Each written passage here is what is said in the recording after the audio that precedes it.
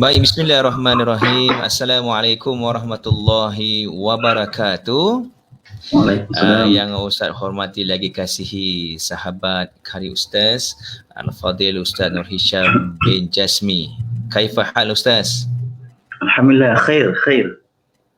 Khair, alhamdulillah. Khair. Okey, baik. InsyaAllah. Jadi untuk live pada hari ini hanya kami berdua sahaja, iaitu Ustaz Jasmi dan Ustaz Nur Hisham Jasmi. Okey, baik. Jadi untuk itu Ustaz akan bertindak selaku moderator lah, untuk kita membincangkan ataupun kita bedah buku berkaitan dengan buku inovasi Sefer Tajwid. Okey, jadi Ustaz berharap agar semua ejen Mami Happy telah pun bersedia, ataupun sesiapa sahaja yang menonton live ini bersedia di saat kita menyambut hari ke-20 Ramadan pada hari ini, insya-Allah. Usaha kecil kita ini berdiskusi tentang ilmiah juga merupakan suatu ibadah yang mana mudah-mudahan ianya akan memberikan kita sesuatu ganjaran di sisi Allah Subhanahu Wa Taala. Apatah lagi apa yang akan kita bincangkan sebentar nanti adalah berkisarkan tentang ilmu Al-Quran itu sendiri. Okey, baik. Jadi alhamdulillah, Ustaz tunjuklah. Okey, ini adalah bukunya. Okey, jom belajar Sefer Tajwid. Bukan buku biasa-biasa ni. Ini adalah buku inovasi. Buku inovasi bagaimana ibu dan ayah serta anak-anak ingin belajar dan menguasai ilmu tajwid dengan lebih mudah. Ya. Jadi memang banyak buku tajwid ataupun buku latihan tajwid di pasaran, namun di sini Ustaz bersama Ustaz Nur Hisham menampilkan sesuatu yang berbeza daripada yang lain, insya-Allah. Baiklah, jadi Ustaz, rasanya intro dah panjang sangat ni. Okey, Ustaz mulakan bicara. Okey Ustaz Hisham, mungkin kita boleh fokus kepada bahagian pertama dahulu, iaitu kita berkongsi dengan audiens semuanya apakah yang dimaksudkan dengan tajwid dan hukum mempelajarinya di sisi syariat, insya-Allah. Tafadhal Ustaz. Syukran Ustaz Jasmi. Innalhamdulillah nahmaduhu wa nasta'inuhu wa nastaghfiruhu wa na'udzu billahi min syururi anfusina wa min sayyiati a'malina. Man yahdihillahu fala mudhillalah wa man yudlil fala hadiyalah, wa asyhadu an la ilaha illallah wahdahu la syarikalah wa asyhadu anna Muhammadan abduhu wa rasuluh.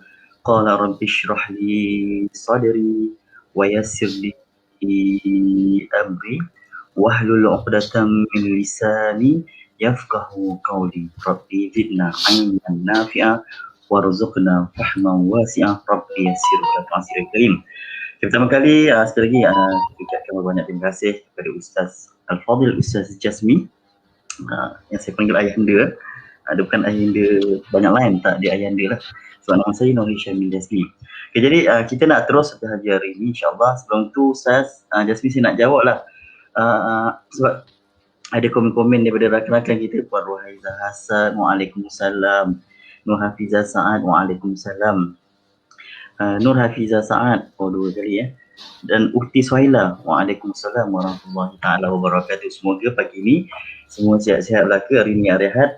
Biasanya kita hari Ahad ni hari kita bercuti kan, hari kita duduk santai-santai dengan keluarga, dan Ustaz rasa hari ni ramai yang dah nak keluar kejap lagi, nak bersiap sedia untuk beli kelengkapan raya walaupun raya di rumah. Tapi insya-Allah pagi ini terima kasih sebab sempat luangkan masa bersama-sama dengan kami daripada Wami Happy, Ustaz sendiri, Ustaz Hisham dan Ustaz Jasmi, untuk kita nak masuk sebenarnya bab 1 lah. Kita nak berkongsi tentang bab 1. Tambah pula kita baru saja nuzul Al-Quran, kita nak semarakkan konten Al-Quran, dan salah satu daripada konten Al-Quran ni tak lain tak bukan adalah tajwid lah. Jadi tadi soalan Ustaz Jasmi adalah apa sebenarnya ataupun apa pengertian tajwid ini sebenarnya. Kalau rakan-rakan sekalian ada buku sifat tajwid di tangan, kita boleh selak sama-sama, kita pergi selai insya-Allah. Dalam buku sifat tajwid ni ada 5 bab. Nanti kami ringkaskan kepada 5 bab. Bab pertama adalah berkaitan dengan pengenalan kepada tajwid. Bab kedua adalah berkaitan dengan huruf, dan bab ketiga adalah dalam sikit huruf-huruf punca kuasa. Okay, jadi apa itu tajwid? Kalau ikut buku ni kita tulis dari segi bahasa ialah memperelokkan ataupun tahsin. Tajwid itu memperelokkan, ataupun lebih dalam bahasa Arabnya tajwid itu adalah tahsin, memperelokkan dari segi bahasa. Kemudian dari segi istilah ialah melafazkan setiap huruf hijaiyah mengikut makhraj dan sifatnya dengan betul. Kalau kita tengok dari segi bahasa, biasanya dalam kitab-kitab biasa kita pakai dua lah. Satu dari segi bahasa, maksudnya perkata itu sendiri, apa maksud tahsin? Tahsin elok. Kemudian yang kedua dari segi istilah. Istilah ni huraian lebih panjang, iaitu melafazkan. Kita kena lafazkan, kita kena ada perbuatan. Kalau dalam solat tu kita panggil rukun qauli, yang kena lafaz. Melafazkan setiap huruf hijaiyah. Huruf hijaiyah tu huruf apa? Huruf hijaiyah tu daripada alif sampai ya lah. Kalau dalam susunan ulama hamzah sampai ya. Okey, so semua huruf tu adalah huruf hijaiyah. Kena lafazkan satu persatu daripada alif, ba, ta, sa sampai la ya, melafazkan dengan betul mengikut makhrajnya. Makhraj pula apa? Makhraj ni maksudnya tempat keluar huruf. Maksudnya bila kita baca apa saja kalimah, terutama daripada Al-Quran lah yang mengandungi huruf hijaiyah, kita kena bukan sebut perkataan tu dengan betul saja, tetapi kena sebut setiap huruf yang terkandung di dalam kalimat ataupun perkataan tersebut dengan betul mengikut makhrajnya. Kena sebut mengikut makhrajnya. Dan sifatnya, dia bukan saja ada huruf, tapi dia ada sifat. Huruf hijaiyah ni dia huruf yang istimewa. Dia bukan saja ada huruf, tetapi dia ada sifat huruf. Sifat tu dia mendatang, ada yang mendatang dan ada yang datang sekali lah. Itu kita boleh belajar lebih dalam insya-Allah dalam masa yang lain. Okey, jadi ilmu tajwid ini adalah satu ilmu yang membahaskan tentang makhraj huruf, sifat huruf, bacaan panjang dan pendek, bacaan dengung, bacaan idgham, dan cara waqaf. Waqaf ni apa? Waqaf maksudnya berhenti, cara berhenti dengan betul. Kemudian ibtida'. Ibtida' adalah permulaan, macam mana nak mulakan bacaan dengan betul. Dan lain-lain yang berkaitan dengan seni membaca Al-Quran. Okey, jadi Ustaz selit sikit berkaitan dengan bila kita sebut tentang tajwid, bukannya semua benda bertajwid. Contoh, kadang-kadang kita dengar lagu ataupun lagu-lagu Arab lah, contoh daripada bahasa Arab lah kan. Jadi dalam bahasa Arab lagu tu tak bertajwid, tetapi di dalam bacaan Al-Quran dia bertajwid. Ustaz bagi contoh yang paling mudah adalah perbezaan antara bacaan Al-Quran yang ini pertuturan dengan pertuturan harian. Pertuturan harian tu termasuklah lagu ataupun cara bercakap dalam lahjah Arab. Okey, dan bezanya dengan tajwid Al-Quran. Sebagai contoh, Rasulullah SAW ketika bersama dengan para sahabat, baginda membaca Al-Quran, okey, dan juga baginda juga bercakap, bertutur. Dalam salah satunya adalah ketika Rasulullah bertutur dengan para sahabat, ada salah seorang sahabat yang namanya Sayyidina Ubay bin Ka'ab. Dia ada gelaran. Sayyidina Ubay bin Ka'ab ni dia ada gelaran ni. Gelaran dia adalah Abal Munzir. Abal Munzir. Jadi Abal Munzir, kalau ejaan dia macam ni. Nampak kan? Bal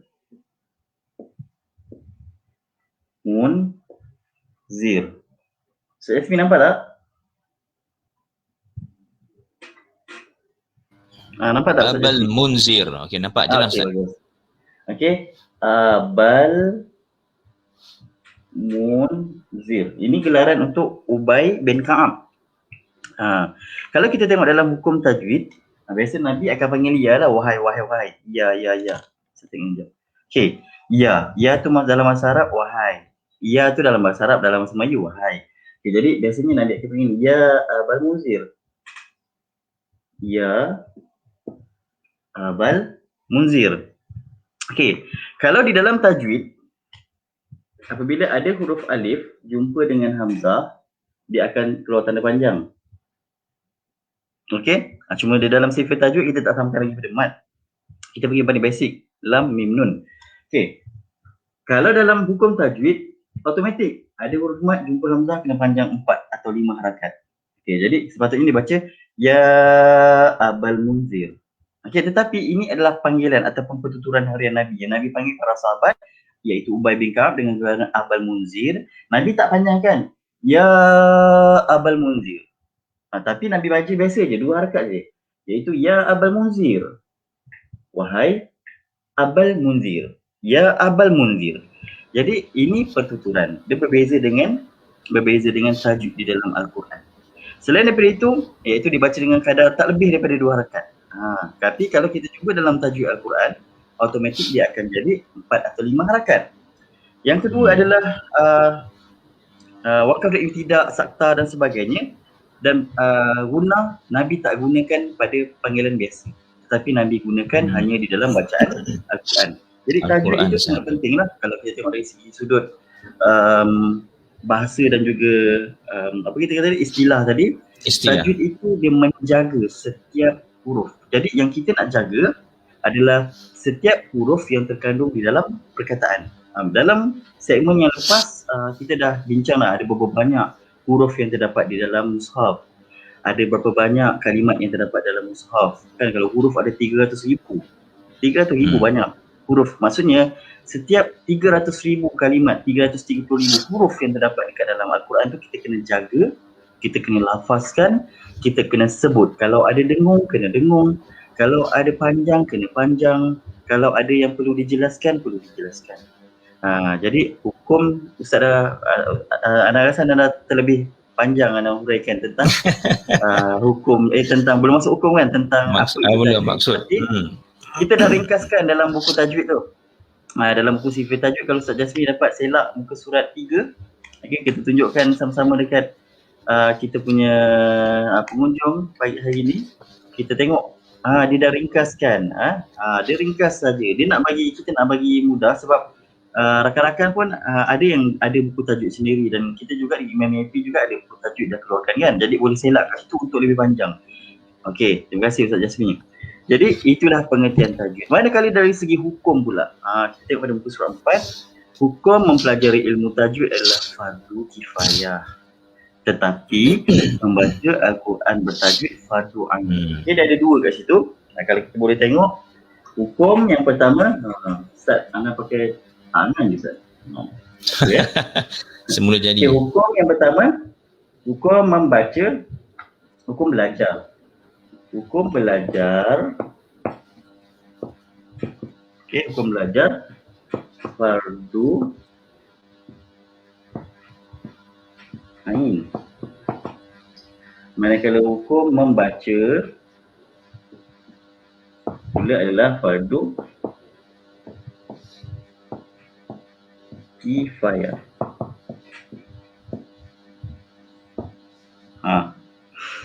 Jadi hari ni kita nak bincang sikit, saya nak elaborate lagi tentang fardu ain, fardu kifayah ni. Sebab hukum membaca Al-Quran lain, hukum belajar Al-Quran pula lain. Fardu ain, fardu kifayah. Jadi kita kadang-kadang mungkin kita dah pernah belajar, kalau mungkin pengunjung kita ataupun rakan-rakan kita boleh tulis dekat komen tu sambil kita berinteraksi kat sini. Apa yang dimaksud dengan fardu kifayah? Apa yang dimaksudkan dengan fardu ain?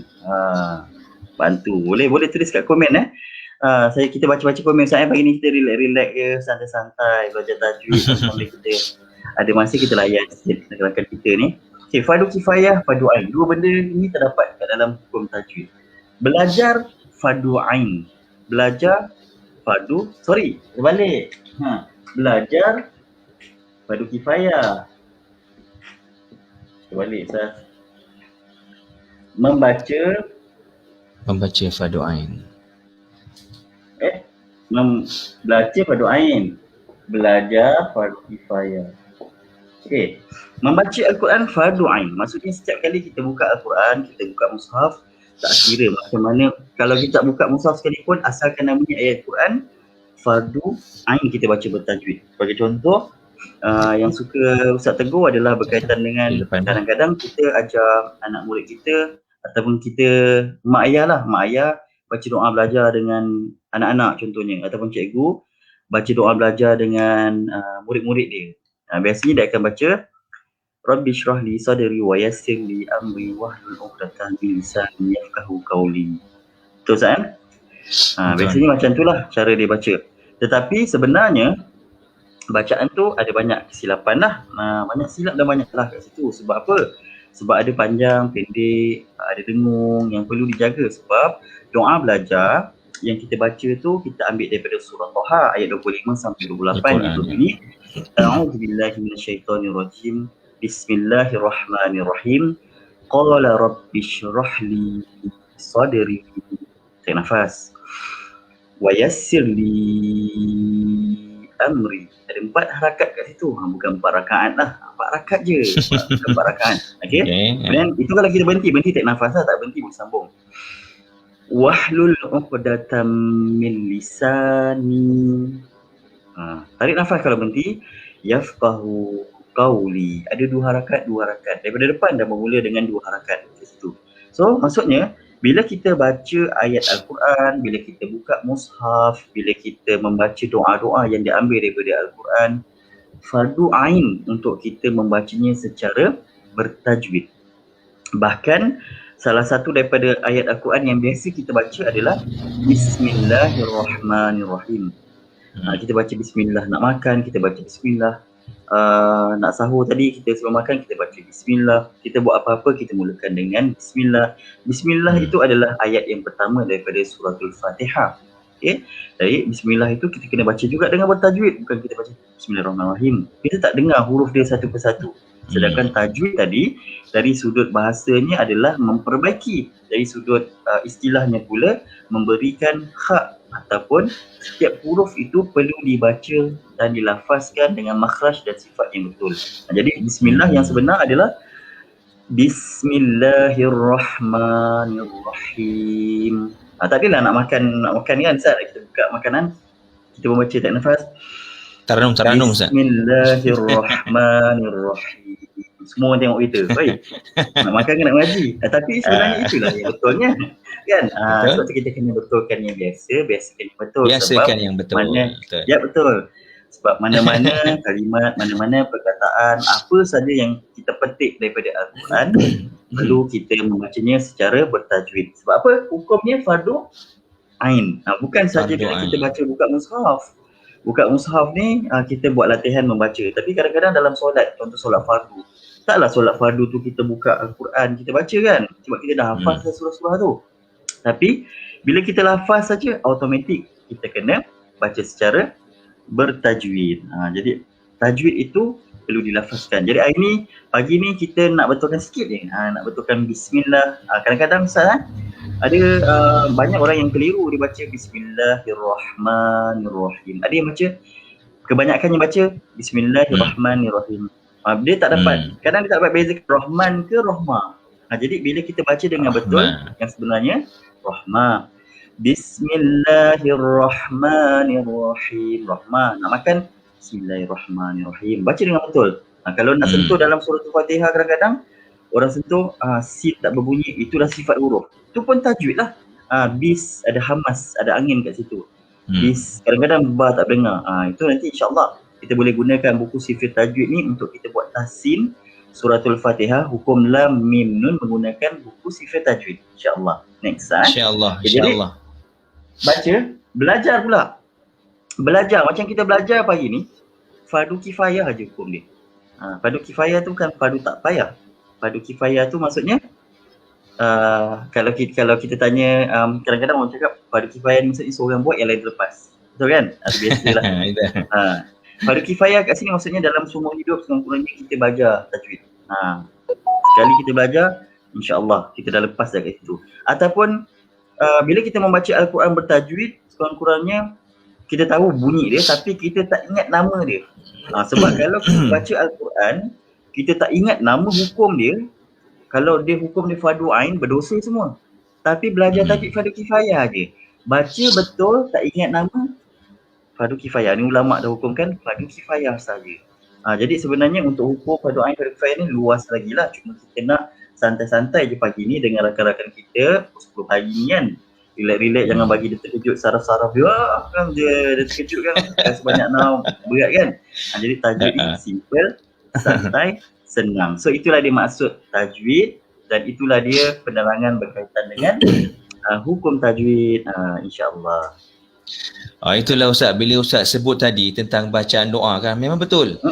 Dekat sekolah rendah ke menengah ni, kalau ustaz masuk je dia akan baca Rabbi syrah li sadri wa yassir li amri wahlul 'uqdatam min lisani yafqahu qawli. Rappers lah, rappers. Betul. Jadi masa depan ni jadi memang kita kena betulkan. Ya.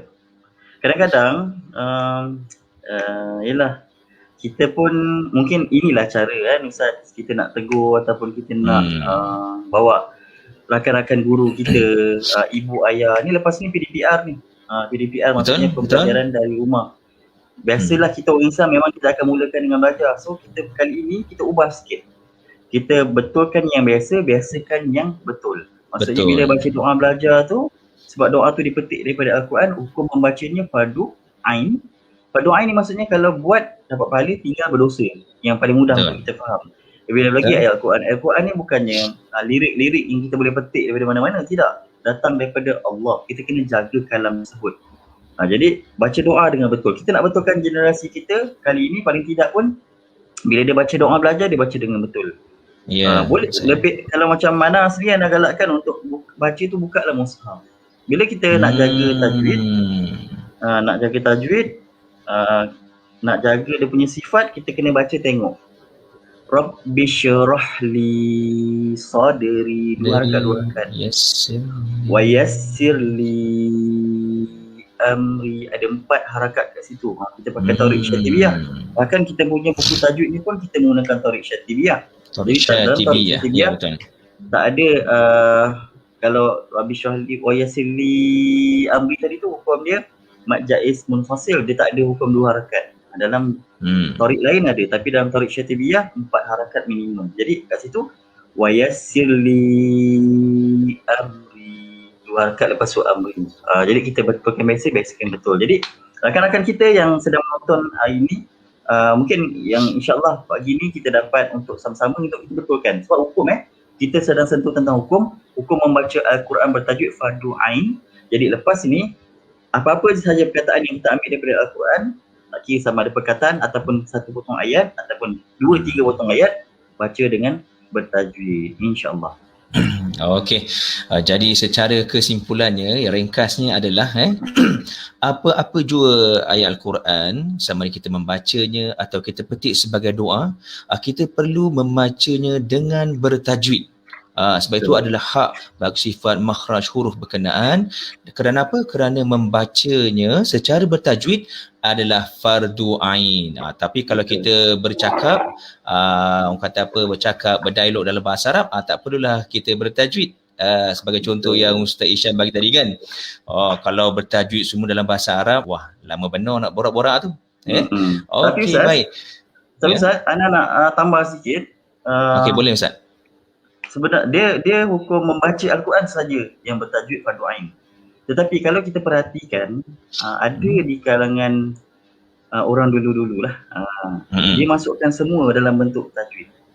Contoh, apa lagu yang paling evergreen yang ada dekat Malaysia sampai hari ni masih lagi evergreen? Segar lagi kalau dengar pun syok betul dengar lagu dia. Lagu Piramli kan, Allah Yarham. Ya, Allah Yarham Tan Sri Piramli. Betul. Kalau kita, Ana suara tak berapa sedap, tapi Ustaz Jazri suara nyanyi sikit Ustaz.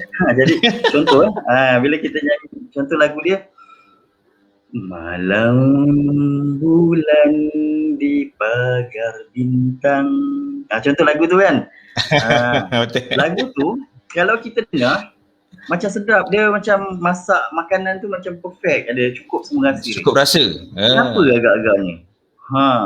Kalau kita tengok orang dulu-dulu dia biasa dengan huruf Jawi lah. Dan lirik lagu tersebut dan lagu-lagu Allah Yarham Tan Sri Piramli semuanya ditulis dalam Jawi. Contoh kalau kita buat malam bulan.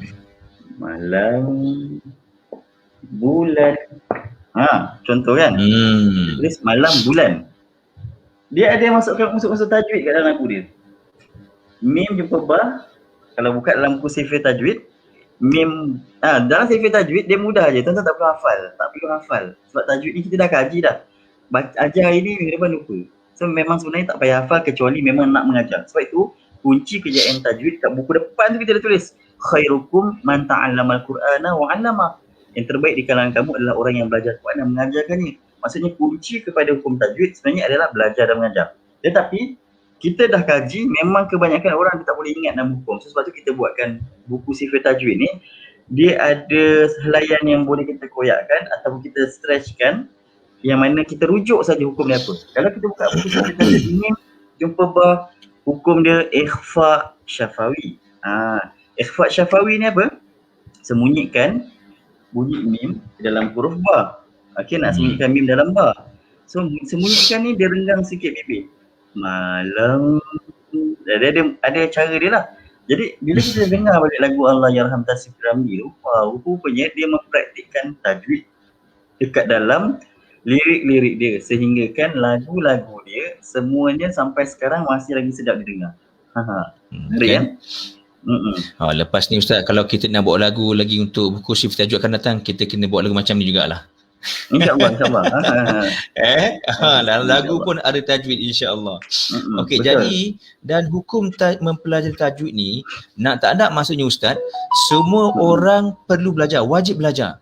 Walaupun belajar tu hukumnya fardu kifayah, tapi bila nak baca tu fardu ain.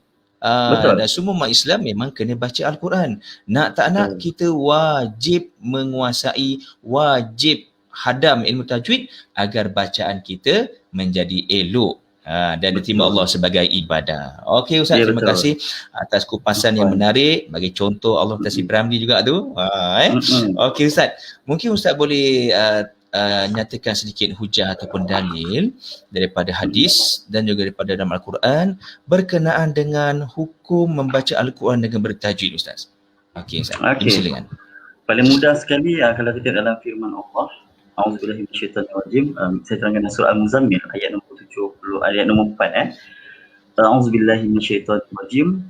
Warattilil Qur'ana tartila. Warattilil Qur'ana tartila. Surah Al-Muzammil ayat nombor 4 yang bunyi yang bermaksud manakala tajwid itu bermaksud dan bacalah Al-Quran itu secara tartil. Bacalah Al-Quran itu secara tartil. Tartil di sini bererti bertajwid. Tartil artinya adalah tajwid. Manakala tajwid pula bermaksud memperelokkan ataupun memperbaiki bacaan. Jadi dah jelas dah kat situ. Maksudnya dalam Al-Quran sendiri telah diterangkan tentang berkaitan dengan hukum-hukum ataupun betapa pentingnya di dalam Al-Quran sendiri menekankan supaya kita membaca Al-Quran bertajwid. Dalam pada itu dalam hadis Nabi juga berbunyi at-tartilu tajwidul hurufi wa ma'rifatul huruf.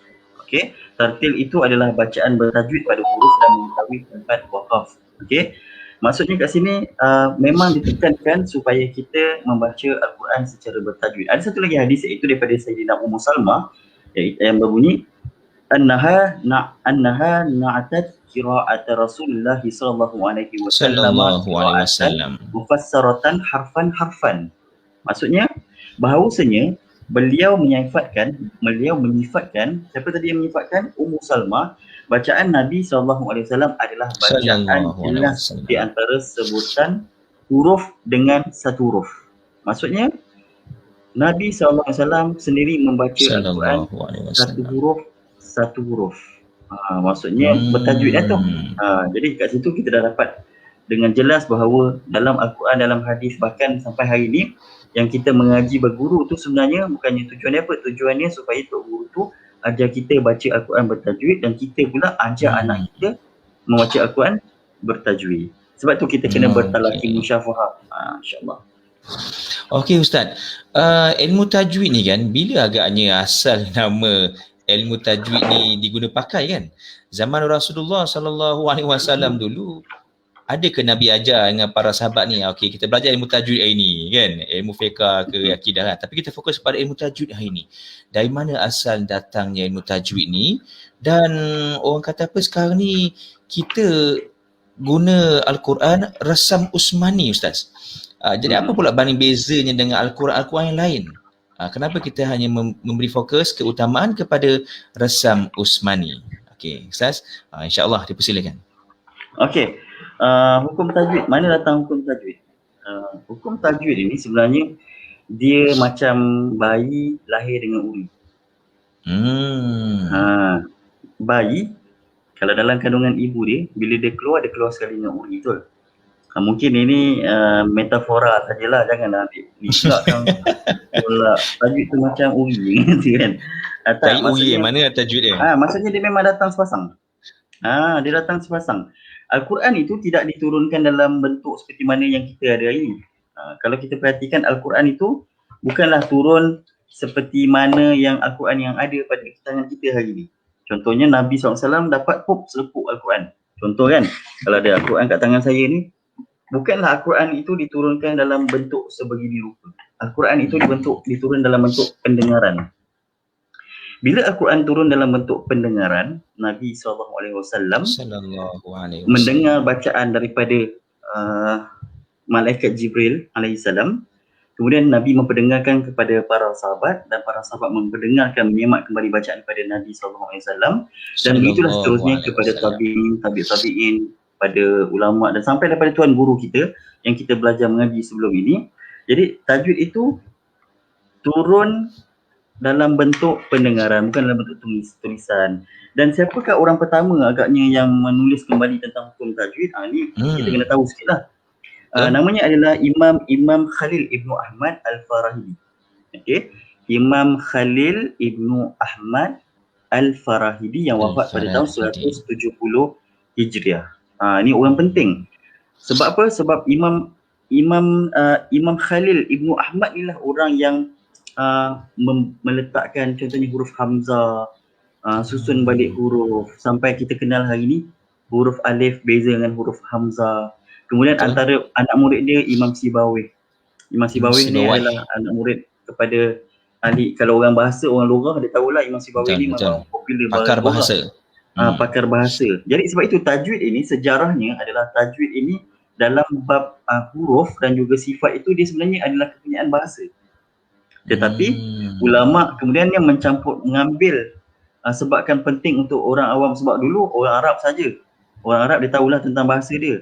Tapi bila orang ajam ramai ataupun banyak orang yang bukan Arab mempelajari Al-Quran, masuk Islam, lahir dalam Islam, maka mereka mencampurkan antara berkaitan dengan bahasa tadi dan juga tajwid sebab dulu datang serentak. Jadi Imam Khalil Ibnu Ahmad Al-Farahidi ni yang wafat tahun 170 Hijrah, dialah antara orang penting yang menulis kembali ataupun menyusun kembali hukum tajwid. Jadi itulah berkaitan sedikit sebanyak berkaitan dengan ilmu tajwid tadi. Dan Ustaz Jasmine tanya tadi, adakah Quran yang hari ini sama dengan Al-Quran dan adakah perbezaan di antara Al-Quran? Yes, ada. Alhamdulillah, sepanjang bergelumang dalam bidang Al-Quran ini Ustaz, Ana berpeluang untuk pergi banyak tempat untuk mengkaji berkaitan dengan tajwid. Di antara negeri-negara ataupun negara-negeri Malaysia, alhamdulillah kita banyak musafir belajar ataupun kita berkolaborasi ataupun kita banyak bercakap tentang tajwid baik di Malaysia, Sabah, Sarawak, Indonesia. Okay. Kemudian kita dah berpeluang pergi ke Bosnia untuk melihat pada hukum tajwid ini, yang mana kat sana kesian orang masih, dia macam Turki mula-mula dulu. Turki ketika mula Islam dia jadi negara sekular tu, dia dah mula untuk membaca Al-Quran tu secara dalam bahasa dia. Macam kita lah kat Malaysia baca bismillah tu tak ada ayat Quran dia cuma ada B-I-S-M-I-L-L-A-H. Bismillah tu dibaca dalam begitu. Jadi sifat huruf tu hilang. Jadi itu di Bosnia. Jadi mereka ni macam sekarang ni macam baru mula nak belajar Al-Quran balik. Jadi jauh beza dia. Dan kita dah sampai alhamdulillah ke Amerika Syarikat. Kita banyak berbincang dengan berkaitan dengan tajwid. Dan Ana dapat banyak perbezaan. Kalau contoh dekat Malaysia kita panggil resam Usmani. Betul. Dekat luar negara dia panggil Madinah Script. Madinah Script. Yes, Madinah Script. Okey. Yang satu lagi Mekah Script, yang satu lagi Madinah Script dia panggil. Maksud kalau kita sebut Madinah Script tu kita tahulah itu adalah resam Usmani. Jadi dia ada perbezaan rakan-rakan sekalian. Dia ada perbezaan sebenarnya di antara contohlah kita ambil negara paling dekat dengan kita adalah Indonesia lah. Indonesia. Jadi Indonesia sebagai contoh dia menggunakan resam imla'i, Ustaz. Resam imla'i. Supaya rakan-rakan kita nampak. Malaysia resam Usmani. Resam Usmani. Kemudian dekat Indonesia kita pakai resam imla'i. Atau nama popular dia Quran Majid. Quran Majid. Okey, resam imla'i dan resam Usmani. Jadi sebenarnya rakan-rakan sekalian, ada banyak perbezaan di antara resam Usmani dengan resam imla'i. Resam Usmani sebagai contoh, dia memulakan kalimat tu dengan hamzah wasal. Contoh kalimat Alhamdu. Dalam suratul Fatihah, kita baca ni bunyi dia Alhamdu. Dan dia tak ada baris. Dia automatik terus hamzah wasal dia, sebab di dalam Al-Quran, dalam penulisan, dalam resam, hamzah wasal tidak menerima sebarang tanda baris. Dia cuma ada macam ni. Alright. Untuk resam imla'i pula, contoh di Indonesia, dia bermula dengan alif. Dan dia akan bariskan. Dan tanda mati dia macam tu. Alhamdu. Kita tengok tanda mati kita macam ni. Tanda mati mereka begini. Kita mula dengan hamzah wasal, dia mula dengan alif, ada tanda baris. Ya. Jadi sebab itulah kalau kita perhatikan sekarang ni ada trend pembelian Al-Quran di Facebook lah kebanyakannya medium dia. Boleh beli, kita galakkan beli, tak ada masalah. Al-Quran benda yang baik, bukannya kita beli benda yang lara, benda yang sia-sia kan. Tapi suka untuk kita ingatkan ataupun pesan pada rakan-rakan kita. Sebab kebanyakan kadang-kadang kita takut kita beli Al-Quran tersebut.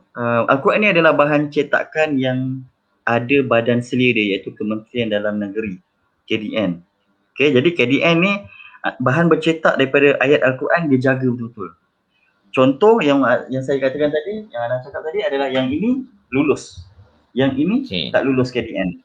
Yang ini resam imla'i atau nama dia Quran Majid. Yang ini nama dia resam Usmani. Tak kira ambil mana-mana, insya-Allah boleh lulus. Jadi kadang-kadang rakan-rakan kita dia beli Al-Quran yang viral dekat Facebook.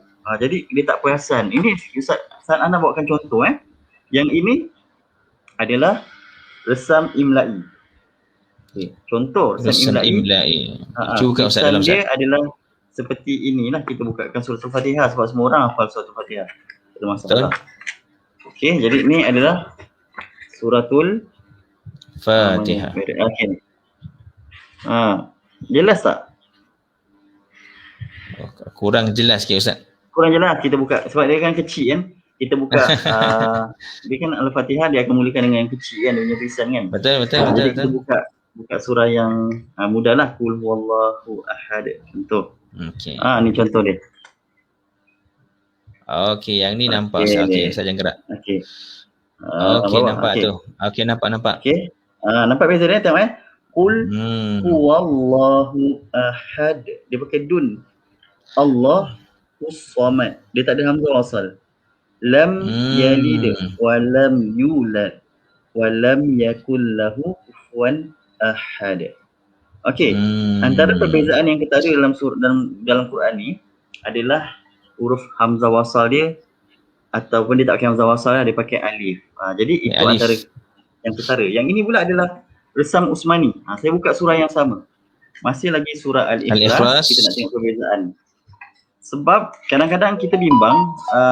Contoh, bila rakan-rakan sekalian beli buku sifir tajwid ini, buku sifir tajwid ni yang kita tulis dan kita ambil ayat-ayat Al-Qurannya, kita ambil daripada resam Usmani, dan kita ambil yang diluluskan daripada KDN Madinah lah, Madinah Munawwarah, dan memang lulus KDN.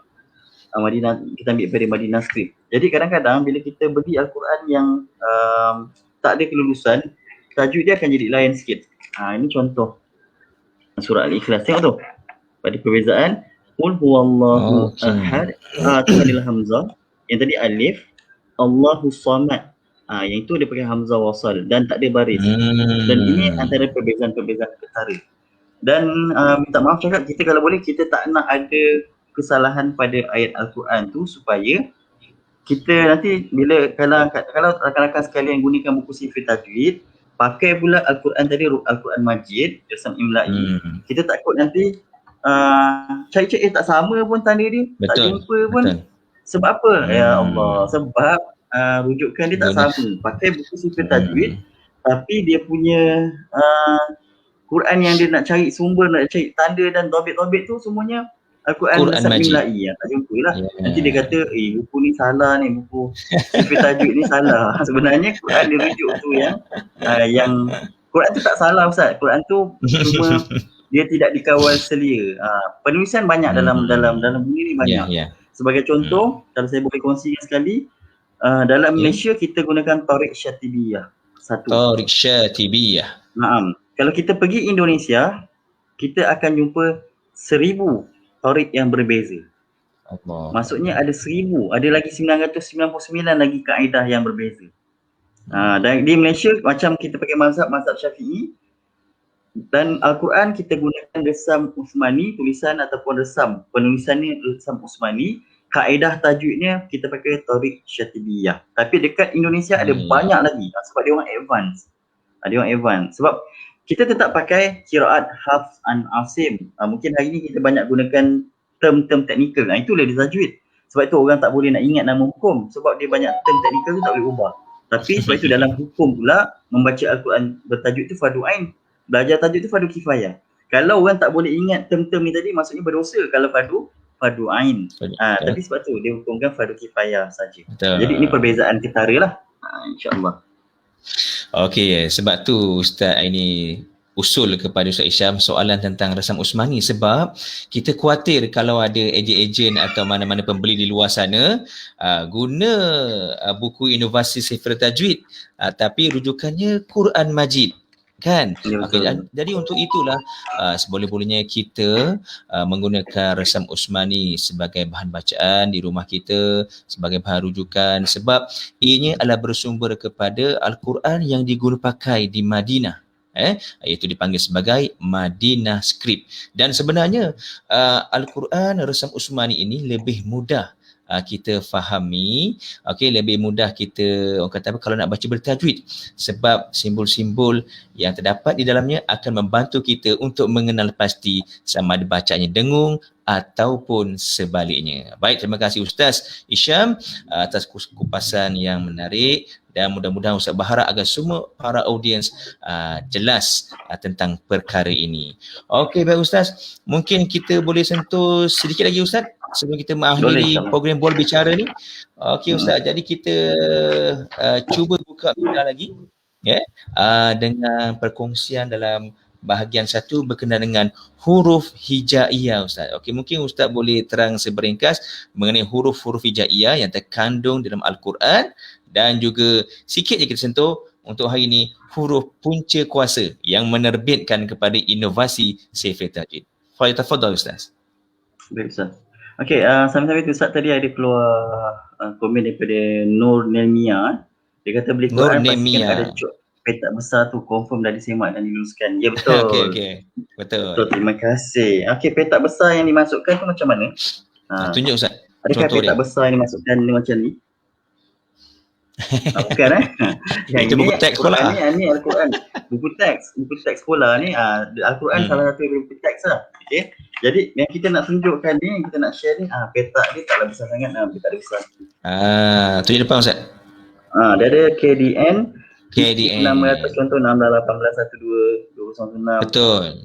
Dia ada petak ni. Petak ni penting. Ada petak ni penting sebab bila ada petak ni insya-Allah Al-Quran ni telah disemak. Bukanlah maksud Al-Quran itu ada banyak kesalahan, tak. Al-Quran ni dia satu benda yang terjaga sampai hari ni. Ada salah sikit je orang akan perasan. Sebab tu kalau kita tengok dekat internet ada orang nak ubah sikit-sikit, tak jadi. Sedangkan Al-Quran ini telah cuba diubah daripada zaman Nabi SAW lagi. Sallallahu alaihi wasallam. Tapi kita nak jaga dia punya, kita nak jaga sikit taurik tajwid. Sebab itulah ada badan kawal selia yang menjaga tentang perkara-perkara begini. Alright. Jadi kita masuk pada tajuk seterusnya. Dalam buku Saiful Tajwid, tajuk 2 adalah berkaitan dengan huruf hijaiyah. Jadi dalam buku Saiful Tajwid juga kita dah terangkan berkaitan dengan huruf lah.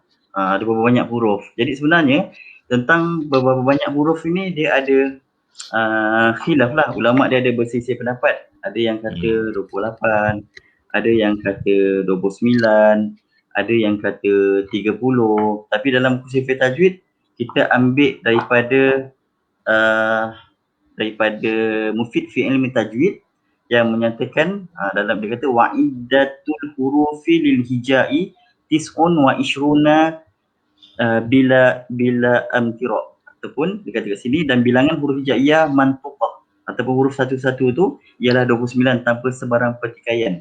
Yang mana ulama dia dah, walaupun ada di kalangan huruf abjadiyah yang dipanggil huruf abjadiyah, dia mengatakan huruf tu 28 saja, iaitu alif sampai ya. Tapi suka Ustaz terangkan kat sini, kadang-kadang kita keliru. Kita nyanyi kan, alif, ba, ta, sa, jim, ha, kha, dal, zal, ra, zai, sin, shin, sad, dad, ta, za, ain, ghin, fa, qaf, kaf, lam, mim, nun, waw, ha, lam, alif, hamzah, ya.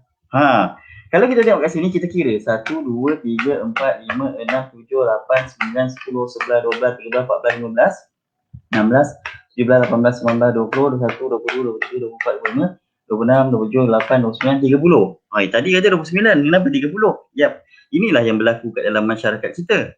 Yang berlaku ni tak apa, tak ada benda pun, sebab dulu sebenarnya kita belajar guna taurik Baghdadiyah. Dulu kita belajar alif atas a, alif bawah i, alif depan u, a, i, u. Itulah kita gunakan Quran Resam Imla'i.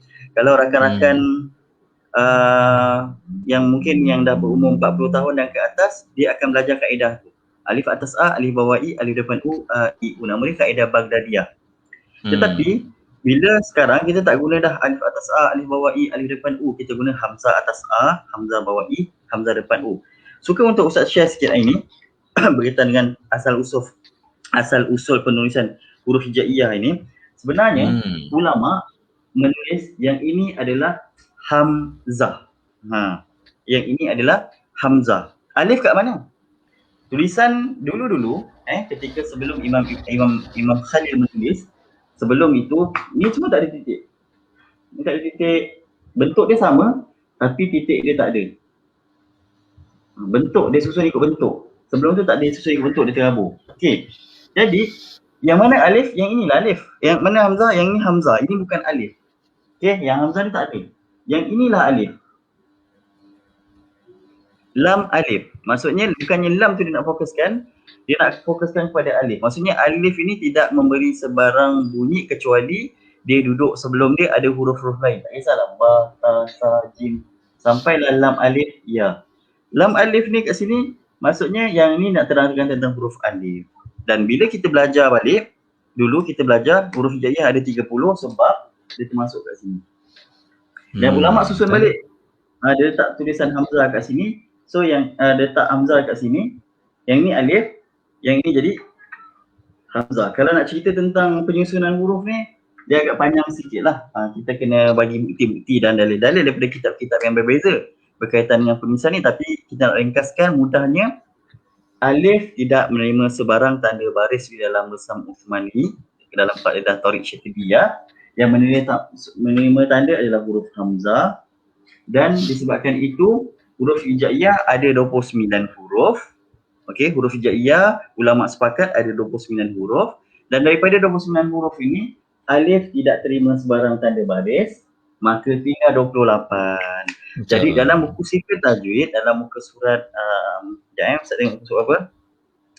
Tak silapnya muka surat 12. 9. Muka surat 9, muka 8 dia dah turunkan nama huruf dan nama dia, ada rumi dan juga dengan tulisan alif tu.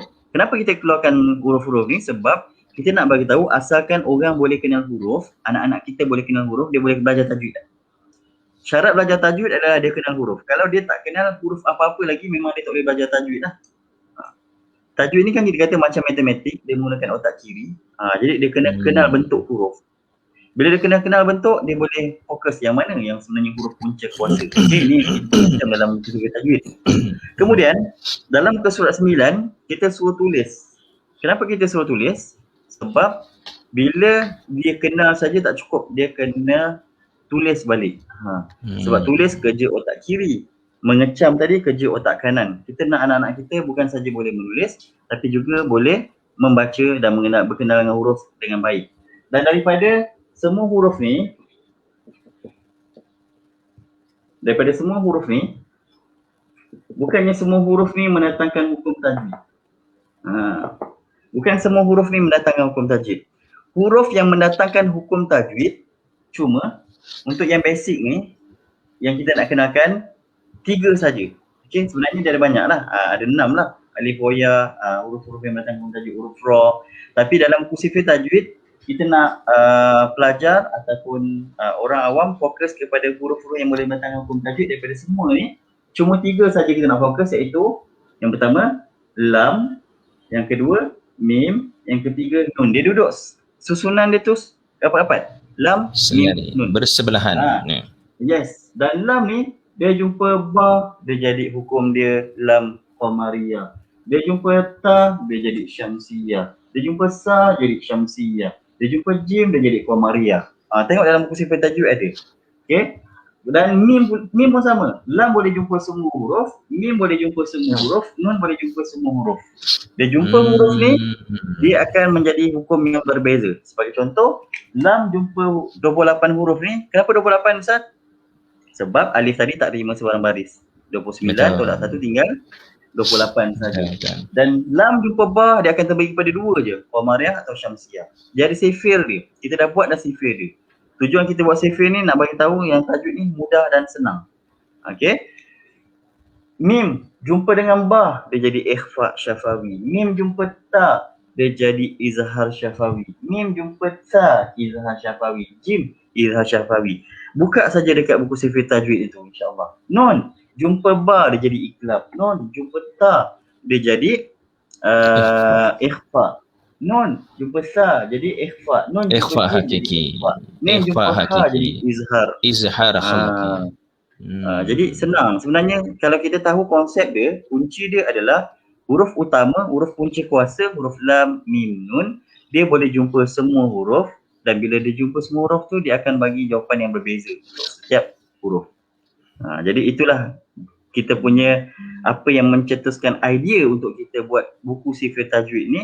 Kita nak bagi tahu kalau orang tu boleh ingat sifir tajwid 10 kali lebih mudah, 100 kali lebih mudah daripada sifir. Sebab apa? Sebab sifir 1 jumpa 12 angka, dia jadi 12 jawapan. Sifir 2 jumpa 12, dia jadi 12 jawapan. Sifir 3 jumpa 12 angka, 1 sampai 12, dia akan jadi 12 jawapan. Jumlah semua 36 jawapan. Tapi dengan tajwid, Sifir lam jumpa 28 huruf. 28 ni, bukan 12. Dia jadi 2 je. Sama ada Qamariyah, Syamsiah. 2 jawapan ni. Betul. Sifir mim jumpa 28 huruf. Dia jadi 3 jawapan saja. Izhar, idgham, ikhfa.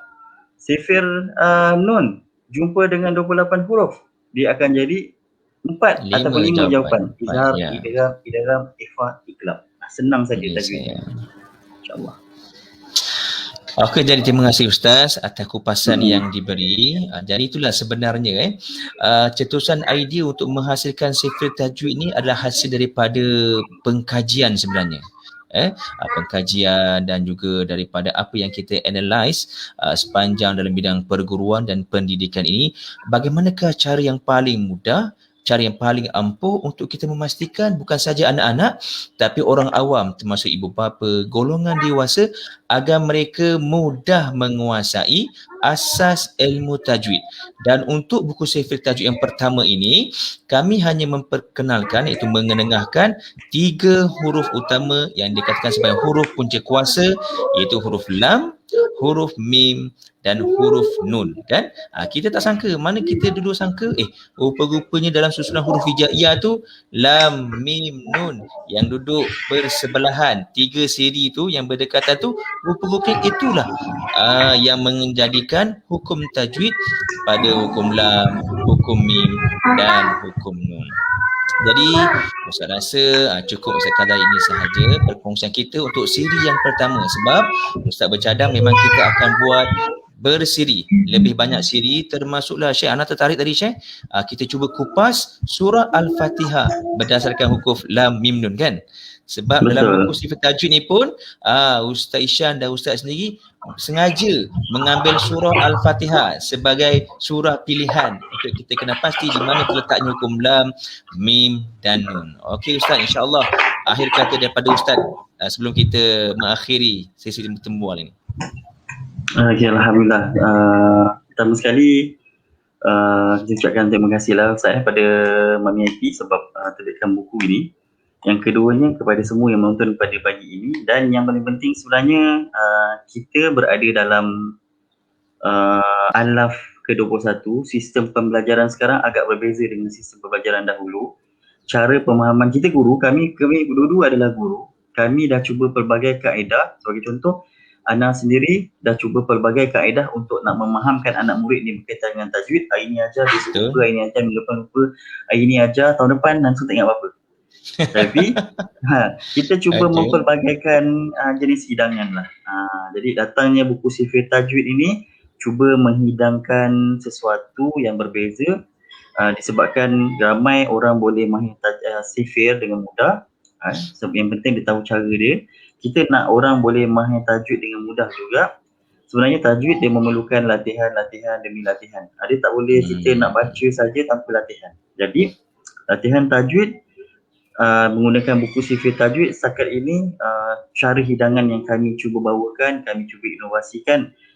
Saya sendiri dengan Ustaz Jasmi cuba untuk fikirkan, banyak dah benda dah kita listkan, kita cuba, tapi akhirnya kita pilih sifir tajwid ni yang terbaik untuk kita perkenalkan, disebabkan saya rasa semua orang boleh mahir dengan membuat latihan, insya-Allah. Jadi kita harapkan dapat support untuk kelas akan datang.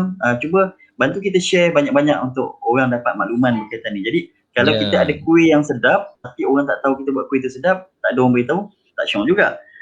Jadi kalau tuan-tuan rakan-rakan sekalian yang tengok live hari ni rasa senang faham, alhamdulillah, contoh Hazika Husnan dia kata alhamdulillah sangat mudah faham Ustaz, terbaik dan patut diminati. Bantu kita untuk kita sebarluaskan. Selain daripada kita dapat pahala, kita semua yang menonton juga dapat pahala. InsyaAllah kita mudah-mudahan yang akan datang kita akan dapat lebih luas insyaAllah. InsyaAllah. Jadi menjadi besar harapan kami lah agar suatu hari nanti semua generasi muda ataupun generasi di Malaysia ini semuanya bijak Al-Quran, celik ilmu tajwid. Bayangkan semua anak-anak kita boleh membaca Al-Quran dengan baik. Bayangkan semua anak-anak kita boleh menguasai ilmu tajwid dengan mudah. Jadi kita sebagai ibu dan ayah pasti merasa bangga. Kadang-kadang kita kena ubah set sikit minda kita ni. Kita mungkin bangga anak-anak kita boleh bertutur bahasa Inggeris. Itu satu kelebihan. Tapi patutnya kita lebih bangga sekiranya anak-anak kita kat rumah tu mereka menguasai, mereka mahir ilmu tajwid. ilmu Al-Quran, itu mujizat terbesar Nabi Muhammad sallallahu alaihi wasallam. Jadi saya rasa cukup sekadar ini sahaja. Kita akan berjumpa dalam siri kedua yang akan datang untuk terus kita mengupas dan membedah buku inovasi Sifir Tajwid insya-Allah. Assalamualaikum warahmatullahi wabarakatuh.